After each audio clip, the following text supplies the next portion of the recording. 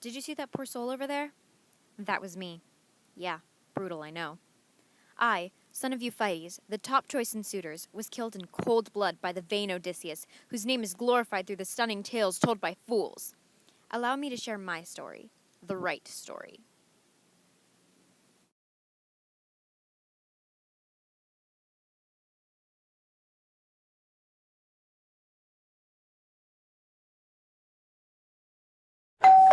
It all started when word got around that Odysseus of Ithaca went missing after the Trojan War.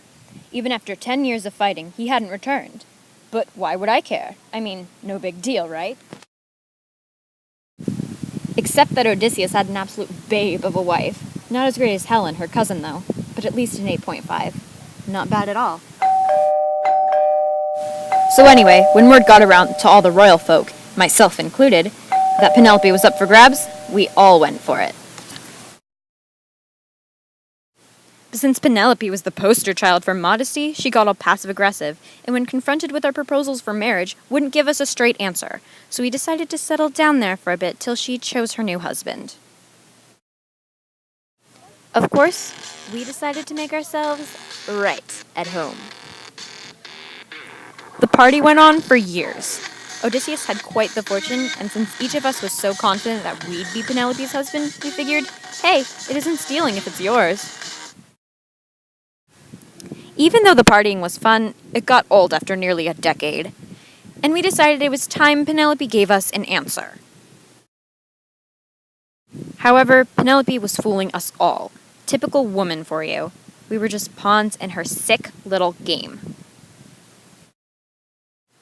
Penelope showed us her project, a shroud for her crazy father-in-law who was long past due to a trip to the sticks, if you know what I mean. She said she wouldn't marry us till it was finished.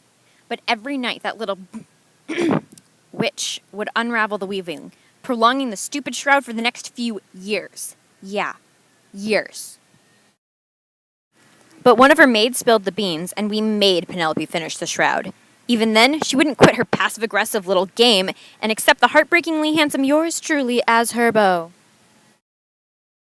Soon enough, Penelope's little brat, who hadn't really been much of an issue till just now, started telling us off. The nerve of him. After that, Telemachus left to find his dad. Good luck with that. He was becoming a bother, so we decided to kill him. But since the gods obviously just hate me because of my general fabulousness, they let Telemachus escape. So much for that plan. And then Telemachus returned with a dirty swineherd and a dirtier beggar. Spoiler alert, he is Odysseus. How dare he bring scum into my palace? And even worse, he kept asking me for my food. Hades, no! And of course he acted all high and mighty, which would have pissed anyone off. Who, and I mean who, was he? So I may have flung a few words around, maybe a chair or two. Who cared? It was just a beggar. Later, Penelope came in with Odysseus's old bow. She said she'd marry whoever could string it first. Seems simple enough, but it was rigged. How else could that beggar have done it when I couldn't? Rather, when anyone couldn't string that stupid stick.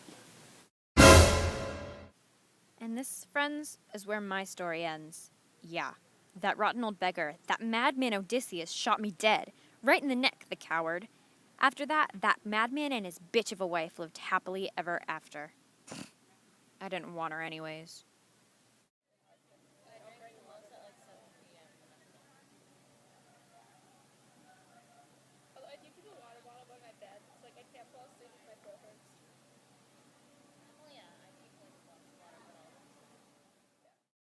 Although in retrospect, I may have abused the guest-host relationship, Odysseus took the situation way out of proportion.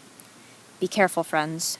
Don't make my mistake. Never overstay your welcome in a house of lunatics.